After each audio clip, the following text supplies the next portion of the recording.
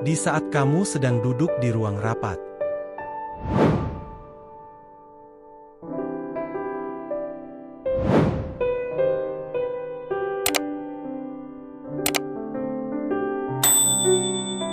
Di layar, seseorang mempresentasikan data akurat, grafik, statistik, semua lengkap.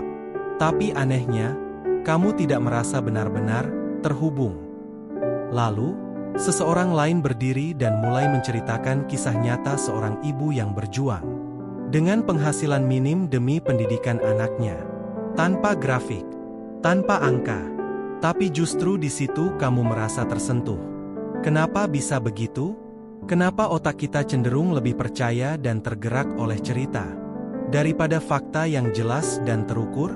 Jawabannya ada di cara otak manusia berevolusi. Ribuan tahun sebelum kita mengenal tulisan, manusia menyampaikan ilmu lewat cerita. Duduk mengelilingi api unggun, mendengarkan kisah tentang hewan buas, tempat berbahaya, atau asal-usul langit malam. Cerita bukan hanya hiburan, ia adalah sarana bertahan hidup.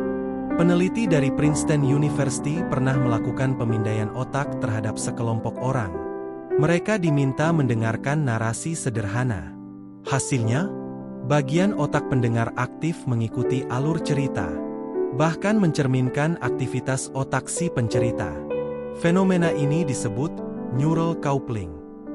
Saat mendengar cerita, bagian otak yang mengolah bahasa, emosi, dan indera, semuanya menyala. Artinya, otak tidak hanya memahami cerita, tetapi merasakan dan mengalaminya seolah-olah itu nyata. Inilah alasan kenapa kamu bisa ikut menangis saat menonton drama, atau merasa marah atas kisah seseorang yang tak kamu kenal. Berbeda dengan fakta. Fakta memerlukan proses logis, analitis, dan tidak selalu menyentuh emosi secara langsung. Apalagi kalau disampaikan dalam bentuk angka kering. Otak harus bekerja lebih keras untuk mencerna. Dan sayangnya, otak manusia adalah makhluk hemat energi. Ia lebih memilih jalur yang paling gampang, emosi, bukan logika.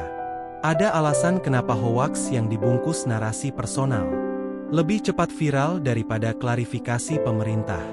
Karena cerita membuat kita merasa dekat, nyata, bahkan penting. Sementara fakta sering terasa jauh, asing, dan kaku. Inilah juga rahasia kenapa iklan sukses bukan karena datanya, tapi karena kisah di balik produk. Apple tak menjual teknologi. Mereka menjual mimpi untuk think different. Nike tidak menawarkan sepatu. Mereka menjual keberanian untuk terus berlari meski dunia melambat. Cerita mengikat kita lewat emosi. Dan ketika emosi sudah tergenggam, logika ikut mengalah. Bukan berarti fakta tak penting. Tapi jika ingin fakta didengar, kita perlu membungkusnya dalam cerita yang menggerakkan. Karena pada akhirnya, kita bukan hanya makhluk berpikir, tapi juga makhluk yang ingin merasa terhubung. Dan tidak ada yang lebih menghubungkan selain cerita. Jadi, jika kamu ingin mengubah pandangan seseorang, meyakinkan, menginspirasi, atau menggerakkan, mulailah dari cerita, bukan dari data. Karena di dunia yang penuh informasi, cerita adalah kunci untuk menyentuh hati.